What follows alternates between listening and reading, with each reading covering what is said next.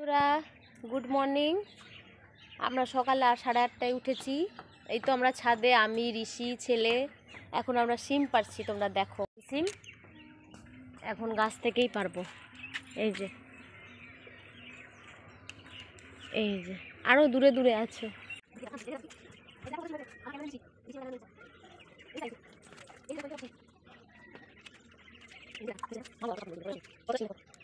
দেখো তিতি,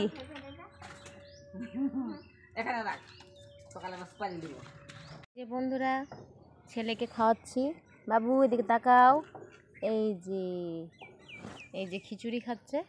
আর এখন আমাদের ব্রেকফাস্ট হলো ঘুগনি মুড়ি। আর এখন তো রান্না করছে শাশুড়ি মা, যারা আছে সবাই মিলে রান্না করছে। আমি ছেলেকে ভাবছি খাইয়ে দিই, কারণ বেরোবো তো 2টোর দিকে, তাই জন্য আগে আগেই মানে খাইয়ে দিই, স্নানটা করিয়ে দিব। একটু বেশি খাইয়ে একটু দেরিতে স্নান করাবো।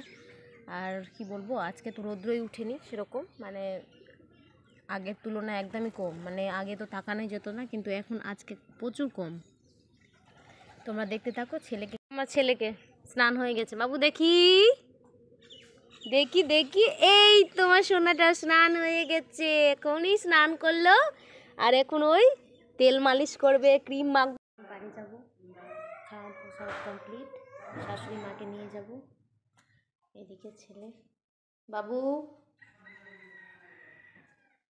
ছেলে নিজের কাজ করছে। আর এখন তো বেরোনোর কথা। হ্যালো বন্ধুরা, বাড়ি চলে এসেছি। মানে মুখে চকলেট ভরা, চকলেট খাচ্ছি। আর এদিকে রান্না বসেছি, ওইদিকে ভাত, আর এদিকে ডিম কষা হচ্ছে, মানে মশলা কষাচ্ছি। এই যে দেখো, আমি তো আর ব্যাক ক্যামেরা দেখাতে পারবো না। আমার ছেলেকে ফোনটা ফেলে দিয়ে ব্যাক ক্যামেরা একদম প্রচুর পরিমাণে ফেটে গেছে, একদম আবঝা দেখা যাচ্ছে, দেখো। আর বর তো রাতে রুটি খাবে। এই যে রুটি। আর এদিকে শাক করে নিয়েছে শাশুড়ি, আজকে শাকটা বানিয়েছে। তাই জন্য সরষার শাক, ওই যে তোমাদের বলেছিলাম মাঠে গেছিলাম সরষার শাক তুলতে, সেখানেই আমি তখন রান্না করছি। শাশুড়ি মা ঘরে আছে, চাটা সব খাওয়াইছি, ছেলেকেও খাইয়ে দিচ্ছি, রান্না করছি। রান্না করে ও আমার ডিমের কারি রেডি। এই যে কারি তো বলা যাবে না, একটু ঝোলঝোলই করেছি, কারণ রুটিতে খাবে তো সেজন্য। বেশি ঝোল নেই, এবার কড়াই বোঝা যাচ্ছে যে অনেকটাই, কিন্তু কম ঝোল আছে। সে বানিয়ে নিয়েছি।